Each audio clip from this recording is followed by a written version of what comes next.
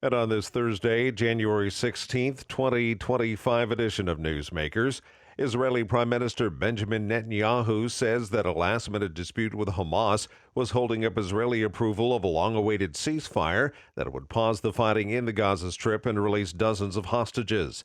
Netanyahu signaled complications with the deal shortly after U.S. President Joe Biden and key mediator Qatar announced it was complete. It was not yet clear if Netanyahu's statements merely reflected jockeying to keep his fractious coalition together or whether the deal was at risk. The Israeli cabinet was expected to vote on the deal today, but Netanyahu's office says they won't meet until Hamas backs down, accusing it of reneging on parts of the agreement without elaborating. Meanwhile, during a news conference, U.S. Secretary of State Antony Blinken says the Gaza ceasefire will take effect. I am confident, and I fully expect that implementation will begin, as we said, on Sunday. Look, it's not exactly surprising that in a process and a negotiation that has been this challenging and this fraught, you may get a loose end. We're tying up that loose end as we speak. A group of pro-life activists convicted of blocking access to a Washington, D.C. abortion clinic are asking President-elect Trump for a pardon. The Thomas More Society submitted the request on behalf of 21 people earlier this week, saying they were unfairly targeted by the Justice Department. Among those seeking pardons are 9 people convicted of entering a D.C. clinic in 2020 and using chains and locks to keep patients from entering the facility.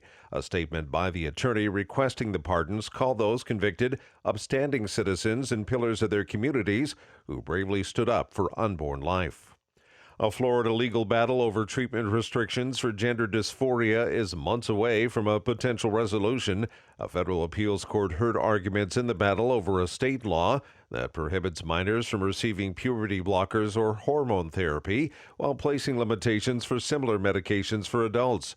The 3-judge panel took up an appeal of a ruling last year that called the legislation unconstitutionally discriminatory toward transgender residents. A stay was issued against the decision in August, allowing the restrictions to remain in place while legal proceedings continue. An appeals court typically takes months to issue a ruling on a case of this level.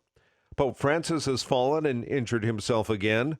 Karen Chamas reports. Pope Francis has fallen and hurt his right arm. It's the second time in a month that Francis has injured himself after an apparent fall resulted in a bad bruise on his chin. The Vatican spokesman said in a statement Thursday that the Pope didn't break his arm, but that a sling was put on as a precaution. Francis whacked his chin on his nightstand on December the 7th in an apparent fall that resulted in a bad bruise. The 88-year-old Pope has battled health problems and often has to use a wheelchair. I'm Karen Chamas. And that's Newsmakers for this Thursday, January 16th, 2025 edition. I'm Keith Black.